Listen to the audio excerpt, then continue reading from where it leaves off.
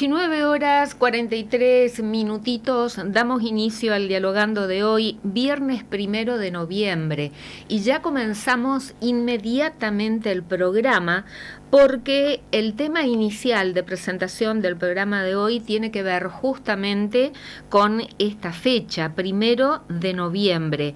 Ángeles somos, aquí sobre todo en la provincia de Corrientes, Día de los Santos y mañana Día de los Difuntos. Y lo elegimos para hablar sobre estos temas al doctor en Antropología Social, que además es investigador del CONICET, del Consejo Nacional de Investigaciones Científicas y Técnicas, docente de la Facultad de Humanidades y Ciencias Sociales de la Universidad Nacional de Misiones. Tiene realizadas investigaciones que tienen que ver con prácticas rituales, con saberes, creencias, especializados también en temas en relación a la muerte. Coordinó grupos de trabajo sobre la muerte en Argentina, Brasil, Chile, Paraguay, autor de numerosas publicaciones en revistas nacionales e internacionales. Su currículum realmente es muy extenso y estamos en comunicación telefónica con el doctor César Iván Bondar. Doctor Bondar, ¿qué tal? ¿Cómo le va? Buenas noches. Hola, ¿cómo estás? Todo excelente, muy bien, por suerte acá. Gracias por el espacio para el diálogo, ¿no? En esta fecha tan especial. ¿Sí? Exactamente. Bueno, ¿qué nos puede ilustrar al respecto sobre esta fecha, 1 de noviembre y 2 de noviembre? Sí, en primera instancia, lo que hay que tener en claro acá es que lo que estamos viviendo, atravesando en este momento, es producto de un largo proceso de configuración cultural, donde hay modos, actitudes, formas, rituales que el hombre ha instrumentado de diferentes formas a lo largo de la historia de la humanidad para relacionarse con sus ancestros, con la memoria, principalmente con los muertos, ¿no? Obviamente que en este periodo hay algo en el folclore regional que está muy trabajado por Coluccio también, que se llama la temporalidad o el tiempo de celebración de las almas, que es un tiempo que él va a localizar entre el 30 de octubre y el 2 de noviembre, pero que obviamente va a tener que ver en forma directa con el calendario gregoriano, ¿no? Entonces acá tenemos como dos figuras importantísimas. Una es el Papa Bonifacio IV, que aproximadamente en el año 609 después de Cristo, hace intervenciones significativas en el calendario, y obviamente después Gregorio III, que es justamente también el que va a trabajar cuestiones importantes, y más o menos en el año 1000, si se quiere, de la era cristiana, va a aparecer lo que nosotros hoy conocemos como el Día de los Muertos inicialmente y luego el Día de los Fieles Difuntos, ¿no? O sea, Eh, son fechas, sí, doctor Bondar, son fechas entonces que sí. tienen que ver y que tienen un alto contenido religioso dentro de la Iglesia Católica. Dentro de la Iglesia Católica, exactamente, pero ¿cómo opera esto? ¿No? Es decir, Bonifacio IV va a establecer el Día de los Mártires, ¿sí? Gregorio III va a ampliar el Día de los Mártires al Día de Todos los Santos y lo va a trasladar al 1 de noviembre, y luego va a instaurar esto del Día de los Muertos o los Fieles Difuntos. Actualmente hoy, el 1 de noviembre, está como Día de Todos los Santos y Ángeles, y el 2 de noviembre como el Día de los Fieles Difuntos. Obviamente que todo esto, ¿por qué se da? No, todo esto se da porque hay una preexistencia de prácticas que son prácticas precristianas, ¿sí? Consideradas como prácticas paganas, ¿no? Pero en realidad la palabra pagano viene del latín paganus, que es del campo, del pago, ¿no? Y tiene que ver con todas aquellas prácticas que no eran prácticas monoteístas y que eran prácticas principalmente por fuera de la escatología judeocristiana, ¿sí?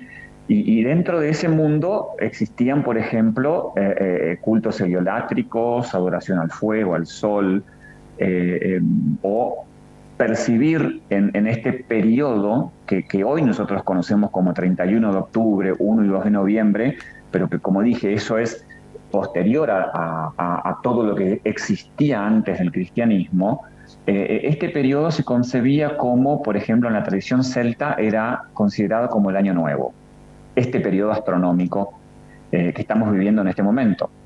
Y en este periodo se presupone que se debilitan las fronteras entre el mundo de los vivos y los muertos muertos regresan a la Tierra, ¿no? A buscar sus objetos, sus lugares, a comer en sus mesas, a tomar posesión de sus bienes materiales durante la vida, ¿no? Por ejemplo, entre la tradición celta, antes de la era cristiana y antes de la intromisión también del culto de la diosa Pomona, romano y todo eso vinculado a la fertilidad y a la cosecha y demás,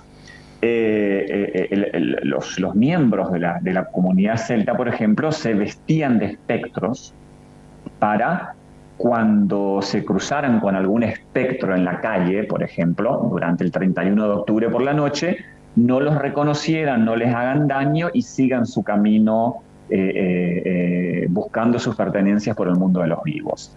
Eso es muy interesante, ¿no? Porque en realidad nos está hablando de una relación directa entre los vivos y los muertos.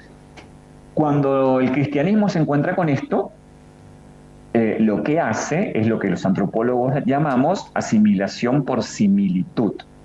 Entonces dice, bueno, para garantizar el proceso de evangelización, de transformación de las prácticas y los saberes y demás, a este periodo le adjudicaremos la significación que nosotros conocemos hoy. ¿Sí? Es por eso que a nosotros nos llega esta fecha, la fecha que estamos viviendo en este momento, como la del mañana, el día de los fieles difuntos, hoy el día de los santos y ángeles, por ejemplo, que también se recuerda las almas de los niños difuntos, ¿sí? O la noche del 31 de octubre como esto que nos viene del Reino Unido, de Estados Unidos y demás, como el Halloween, ¿no? ¿Sí? Como la imagen del Halloween. Pero la imagen del Halloween va a surgir también de esta tradición celta que va a pasar por el sedazo del cristianismo, por el sedazo de las culturas, de las tradiciones protestantes, se va a convertir luego en algo más comercial y demás, pero que inicialmente nos va a hablar de la relación de los vivos y los muertos y de cómo los muertos visitaban el mundo de los vivos en este periodo, ¿no? Se trata ¿sí? Entonces ya sí. En la era precristiana y ya sí. En la era del cristianismo, haciendo una resumidísima síntesis, se sí. trata entonces de la relación, digamos, usted lo dijo así, es el periodo cuando se debilitan las fronteras entre los vivos y los muertos. Sí, se trata entonces de la relación de estos dos mundos que confluyen sí. en uno, sería del mundo de los vivos y el mundo de los muertos, sí. confluyendo en uno solo. Exactamente, por ejemplo, es por eso que se visitan los cementerios el 2 de noviembre, se limpian las tumbas, se arreglan las flores, ¿no? Es por eso que los niños salen de caminata el 1 de noviembre por la mañana, o los adultos de serenata durante el 31 de octubre por la noche, porque es en este periodo donde esa sensibilidad está como más, es más plausible de ser experimentada. Pero esto no se puede hacer en otro momento, y eso es lo interesante de todo esto. ¿Y por qué en este momento? Sí. ¿Por qué en estos días, del 31 al 2 de noviembre? Claro, porque en realidad eso nos deviene, repito, de herencias y de una cosmogonía precristiana. ¿Sí? Se presupone que hay un cambio de ciclo, un cambio de año, que era en su momento el paso del año antiguo al año nuevo. ¿Sí? Nosotros no lo tenemos en esta fecha, no. Pero en la cultura precristiana así se concebía, ¿sí? Principalmente en lo que se dio por llamar el Samhain o el Samaín celta, que era el año nuevo, el límite entre el mundo de los vivos y los muertos. En ese periodo es decir, si yo tuviera que hablar de esta fecha por fuera del calendario gregoriano, tendría que hablar de ciclos de cosecha, de migración de Entiendo. poblaciones, es decir, ciclos astrológicos, ¿no? Obviamente. Pero como era tan fuerte esta creencia, este mundo, entonces se superpone ese calendario gregoriano a la tradición preexistente. Pero lo interesante acá es que esta imagen de que el muerto está más cerca de los vivos en este periodo es algo precristiano. No es estrictamente vinculado al calendario gregoriano, ¿sí? Que se impone después. Es como que yo les dé el ejemplo de San Juan el Bautista. Es decir, San Juan el Bautista es el único santo que se lo recuerda en su fecha de nacimiento, ¿sí? Todos los otros son mártires, se los recuerda en su fecha de muerte, ¿no? ¿Pero por qué?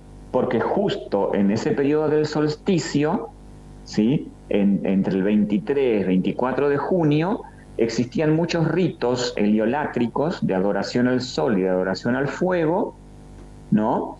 Que la forma justamente de evangelizarlos y de convertirlos en una práctica de fe cristiana fue tomando la decisión de superponer la fecha del nacimiento de San Juan el Bautista con las prácticas preexistentes.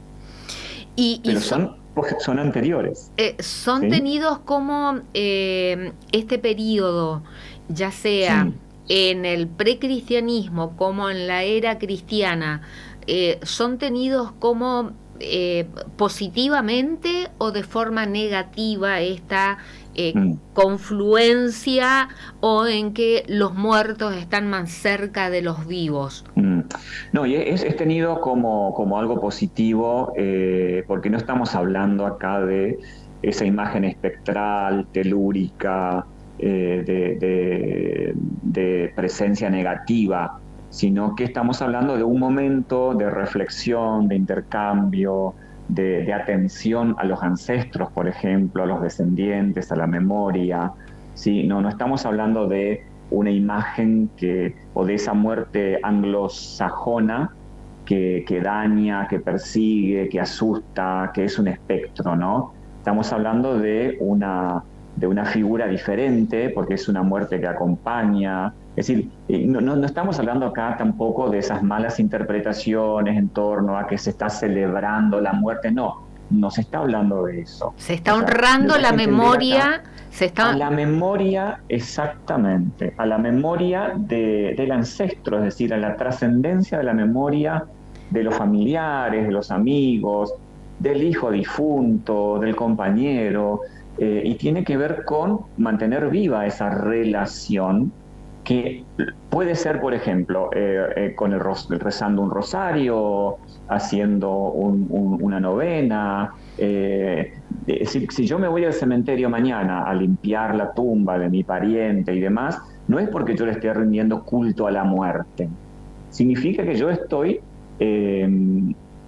tratando de que en esa otra vida, porque en realidad así se concibe, es ese doble que tiene las mismas necesidades que los vivos, esté cómodo y se sienta recordado. Aunque algunas tradiciones van a decir, bueno, pero ya no está ahí en el cementerio, no. Pero en realidad eso genera un grado de responsabilidad ética humana, ¿no? De que de toda muerte ocasiona una obligación moral.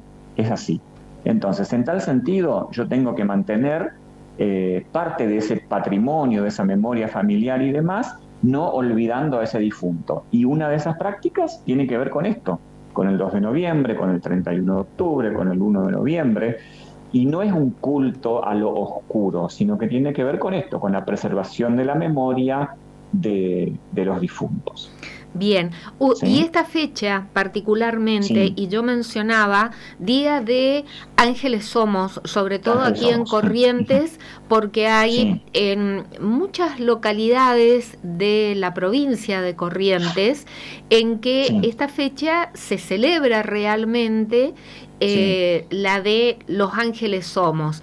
Y desde hace unos años se está tratando de recuperar esta cultura y traerla también aquí a la ciudad capital, ¿no? Porque por ahí veíamos como que tenía mayor preponderancia Halloween, por ejemplo, a esta fecha de Ángeles Somos. Usted también es un estudioso de prácticas y creencias y de emociones que tienen que ver con niños difuntos. Esta cultura de Los Ángeles Somos está realmente instalada, se está tratando de recuperar, y en qué regiones, doctor Bondar. Bien, justamente el 30 presenté mi último libro, que se llama Ángeles Somos, escenas rememorativas de los niños difuntos, y lo presenté en Cacatí, que la municipalidad de Cacatí me invitó, que es el último libro que saqué en 2024, donde yo hago un mapeo de la práctica en la provincia de Corrientes e identifico las nuevas localizaciones de la práctica, ¿no? Y que ya no tienen que ver solamente con el norte de la provincia de Corrientes, sino que se encuentra expandida por toda la provincia en lugares que uno hace un tiempo atrás no hubiera imaginado, ¿no? Es decir, que porque la práctica siempre estuvo vinculada a la zona de la preponderancia de la lengua guaraní. Exactamente. ¿Sí? Pero actualmente ahora está en localizaciones vinculadas al río Uruguay, o sea, están como proyectos pedagógicos, por ejemplo, está muy difundida. Ahora, la práctica de Ángeles Somos no es exclusivamente correntina. Ángeles Somos es una práctica de América cristiana. Yo la tengo registrada en Guatemala, en Venezuela, en El Salvador, en Ecuador, en Colombia, ¿sí? Es decir, es una práctica difundida en lo que fue América Española, América Cristiana, con la diferencia que quizás en Corrientes se da esta serenata de adultos, que por ejemplo yo no la encuentro en Barranquillas, en Colombia, donde Ángeles Somos tiene una preponderancia del niño en el 1 de noviembre por la mañana. ¿Sí? Cambian algunos versos, cambian algunos usos culturales, que es propio, pero que en realidad se denomina de la misma forma. ¿Sí? Se denomina Ángeles Somos. Acá, por ejemplo, hay versos que se usan e instrumentos que allí van a cambiar, pero es una práctica que está vinculada al periodo de evangelización, obviamente básicamente franciscana, y tiene que ver con variancias muy complejas del juego de monaguillos en los procesos de evangelización, de la domesticación del dolor ante la pérdida de los niños, ante la muerte de los nenitos indígenas, por ejemplo, y que obviamente tiene lugar el 1 de noviembre porque se cree en términos regionales y de América Latina, que es el periodo en que los niños regresan al mundo, los niños difuntos regresan al mundo de los vivos. Eso es así. Lo pueden discutir otros credos religiosos y demás, pero yo no estoy hablando acá de religión. Yo estoy hablando de prácticas culturales. Eso es lo que hay que entender, ¿sí? Y si a una mamá que tiene un angelito, un niño difunto, le sirve y le domestica el dolor y le sirve para trabajar el duelo y la pérdida, recibir a los angelitos durante el 1 de noviembre y darle la colación, bienvenida sea esa práctica, porque le permite a esa mamá traducir su dolor, su pena, en alegría y reencuentro. ¿Y en qué consiste la práctica? A ver, pero antes de responder eso, doctor Bondar, nos dijo práctica que usted ya encontró antecedentes en la América cristiana, como en Guatemala, Salvador, Colombia, ¿y qué otros países más? ¿Qué otros países Venezuela, El Salvador. ¿Y en qué consisten esas prácticas? Exactamente lo mismo. Se repite. Se reúnen los niños, recorren el poblado pidiendo la colación. Cambian algunos versos, Pero, por ejemplo, en Barranquillas recorren los niños las casas con una olla en la mano, ¿sí? Porque ellos, luego de recolectar todo lo que la gente les da, hacen lo que llaman el sancocho, ¿no? Que es como un guiso con zapallos, con legumbres, con choclo, con lo que sea. Entonces ellos lo que hacen es recorrer las casas con la olla en la mano y la gente va, las familias lo van recibiendo y van poniendo en esa olla las colaciones. Luego se reúnen y hacen una gran comida donde comparten. Lo que va variando son Uh-huh. lo que van variando son las colaciones, entonces. Las colaciones y a veces los versos, ¿sí? O la denominación, por ejemplo. Algunos dicen, bueno, salimos a muertear, ¿sí? Que es una denominación muy interesante, ¿no? Pero es colación, colación, Marcelino, pan y vino, ángeles somos, el ángeles somos, del cielo venimos, limosna pedimos, colación, colación, la bendición es un recurrente transversal a toda América Española en la práctica. Increíble. ¿Sí? ¿Y aquí en la región se da solamente en Corrientes o también en otras provincias? ¿O en Paraguay, por ejemplo? Algunos, en Paraguay no, pero sí hay registros en el Chaco de Artibio Acosta, por ejemplo, de una incipiente presencia de la práctica en el Chaco. Eso del Paraguay es algo que a mí me llama muchísimo la atención. Muchísimo la atención porque no profundicé aún en eso, pero es muy raro que no se dé en esta forma en el Paraguay. ¿Sí? Por ejemplo, aquí en Ituzaingó tenemos a Yolas enfrente. Exacto. ¿Sí? Entonces eso es rarísimo. Algo hay ahí que todavía no estoy hilvanando para poder decodificar por qué se da. Pero siempre estuvo muy ligada a la lengua guaraní, porque por eso la casa es de Tacurú, donde viven los guaycurú. O sea, o la casa es catinguda, donde no te dan ni chipadura. O sea, esas frasecitas, esos versos, no pueden decirse de otra forma. Tienen que decirse así, ¿no? Pero hoy, por ejemplo, se dicen en Paso de los Libres, en Santo Tomé, en Virasoro, ¿no? Pero lo interesante de Virasoro es que ellos comienzan a retomar un grupo. Virasoro es increíble como ha retomado la práctica de Ángeles Somos ahora, pero también con mucha reminiscencia centroamericana, ¿sí? O esta casa es de arroz donde vive el niño Dios. Esta es una frase centroamericana, por ejemplo, pero que se comenzó a usar en Corrientes. ¿Y ¿Sí? qué otras localidades? A mí, por ejemplo, esta fecha, la primera localidad correntina que me traslada es Burucuyá. Bueno, sí, Burucuyá, Cacatí, Loreto, San Miguel, Ituzaingó, Villa Olivari, toda la zona norte y toda la provincia, yo el mapeo que tengo es prácticamente en toda la provincia. En algunos lugares como forma más espontánea de la comunidad, ¿sí? Y en otras por intervención de escuelas, de bibliotecas, de institutos religiosos, como Corrientes tuvo mucho tiempo el Instituto Salesiano, sí, que trabajó muchísimo las Noches Blancas, que hablaban justamente de Ángeles Somos, ¿no? Pero después hay localidades donde es como nace más de la comunidad, es decir, del hacer cotidiano, pero tomó mucha fuerza cuando se instituye como proyecto pedagógico, como patrimonio, si se quiere, y comienza a ser difundido a lo largo de toda la provincia. ¿Y esto a partir de cuándo, doctor? Y eso es a partir de los últimos 10 años. ¿Sí? De los últimos 10 años, donde uno lo puede ver ya expandido en localidades que antes no se conocían. Por ejemplo, doy el claro ejemplo de Virasoro, ¿sí? Virasoro es una localidad donde Ángeles Somos no estaba presente. Comenzó a estar presente después del plan estratégico, del trabajo del taller literario, del grupo de estudios históricos, o sea, una intervención externa de preservación patrimonial, por ejemplo.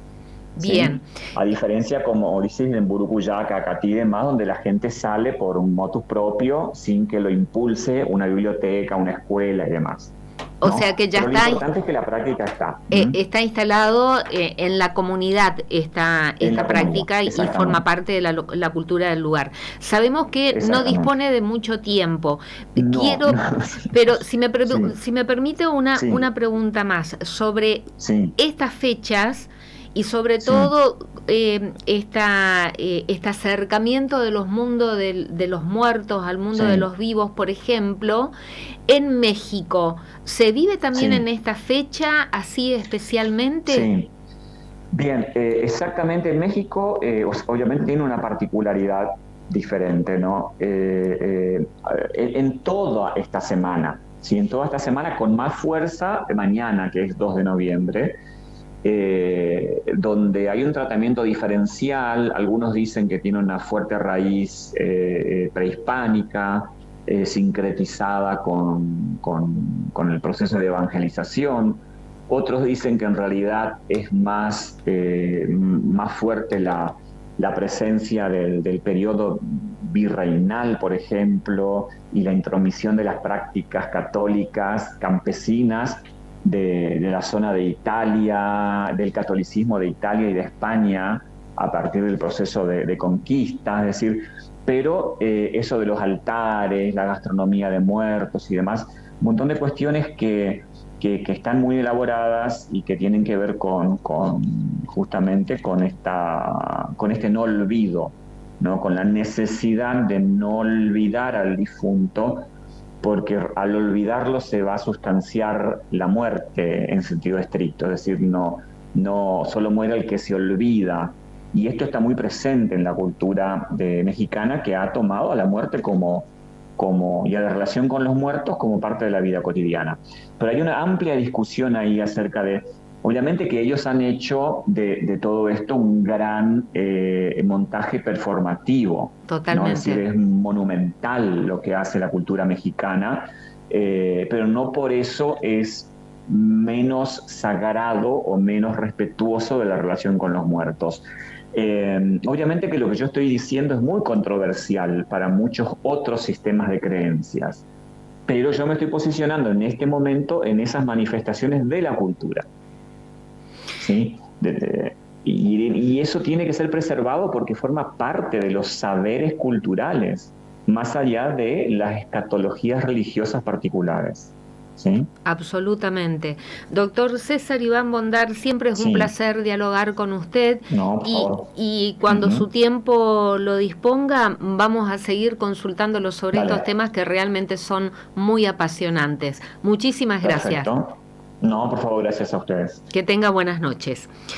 El doctor César Iván Bondar, doctor en Antropología Social, es investigador del CONICET, es docente de la Facultad de Humanidades y Ciencias Sociales de la Universidad Nacional de Misiones y autor de su último libro, Ángeles Somos, que fue presentado recientemente en la localidad de Caacatí. Sabíamos que disponía de un tiempo limitado, el tema es apasionante y sobre todo los conocimientos y la formación que tiene el doctor Bondar como para ir profundizando y ampliándolo, pero nos ajustamos al tiempo que tenía disponible. Está en pleno desarrollo de sus actividades académicas, en pleno dictado de clases, y lo sacamos estos minutos de clases para dialogar con él en estas fechas tan especiales y que hace, por un lado, con un alto contenido religioso y por otro lado también,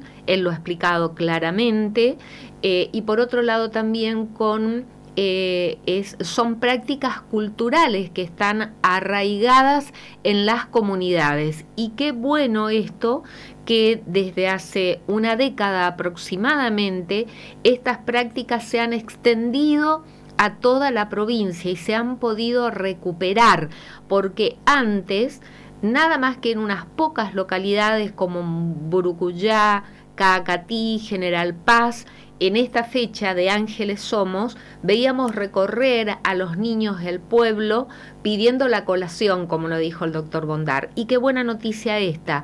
Ahora que estas prácticas se han extendido prácticamente en toda la provincia, llegando también a la costa del Uruguay y a localidades como Paso de los Libres, por ejemplo, o en una localidad correntina como Gobernador Virasoro. El doctor Bondar es, como se dice comúnmente, un libro abierto en todos estos temas, que los viene estudiando y viene formándose desde hace muchísimo tiempo y con un reconocimiento también, no solamente a nivel nacional, sino a nivel internacional. Nos vamos a una cortina musical, tanda, y al regreso continuamos con más Dialogando.